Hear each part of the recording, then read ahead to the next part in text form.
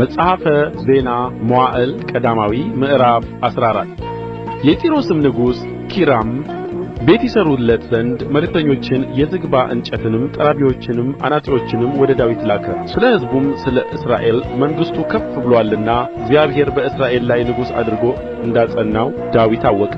ዳዊትም በኢየሩሳሌም ሚስቶችን ጨምሮ ሌሎችን ወንዶችንና ሴቶችን ልጆች ወለደ።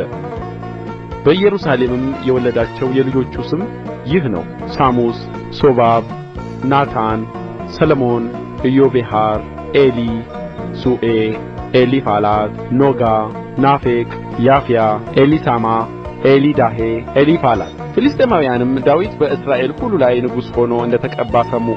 ፍልስጥኤማውያንም ሁሉ ዳዊትን ሊፈልጉ ወጡ። ዳዊትም በሰማ ጊዜ ሊጋጠማቸው ወጣ። ፍልስጥኤማውያንም መጥተው በራፋይም ሸለቆ አደጋ ጣሉ። ዳዊትም ወደ ፍልስጥኤማውያን ልውጣን? በእጄስ አሳልፈህ ትሰጣቸዋለህን? ብሎ እግዚአብሔርን ጠየቀ።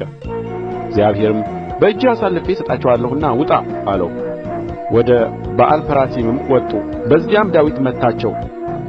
ዳዊትም ውኃ እንዲያፈርስ እግዚአብሔር ጠላቶቼን በእጄ አፈረሳቸው አለ።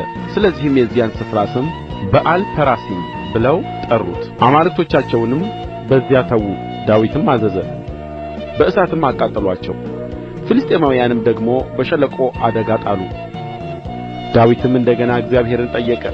እግዚአብሔርም ከእነርሱ ዞረህ በሾላው ዛፍ ፊት ለፊት ግጠማቸው እንጂ ወደ እነርሱ አትውጣ። በሾላውም ዛፍ ራስ ውስጥ የሽውሽውታ ድምፅ ስትሰማ የፍልስጥኤማውያንንም ጭፍራ ሊመታ እግዚአብሔር በፊትህ ይወጣልና በዚያን ጊዜ ወደ ሰልፍ ውጣ አለው። ዳዊትም እግዚአብሔር እንዳዘዘው አደረገ። ከገባዖንም ጀምሮ እስከ ጌዝር ድረስ የፍልስጥኤማውያንን ጭፍራ መቱት። የዳዊትም ዝና በየአገሩ ሁሉ ወጣ። መፈራቱንም እግዚአብሔር በአሕዛብ ሁሉ ዘንድ አደረገው።